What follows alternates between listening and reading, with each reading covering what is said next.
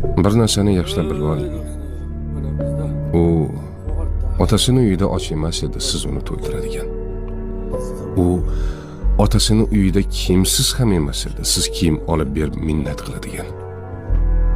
U otasini uyida malikalardek edi.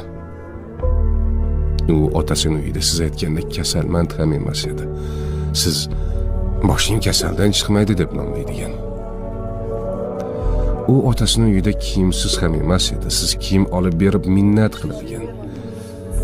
Hammasidan kechib sizning yoningizga keldimi? Ayolingizni qadrlang.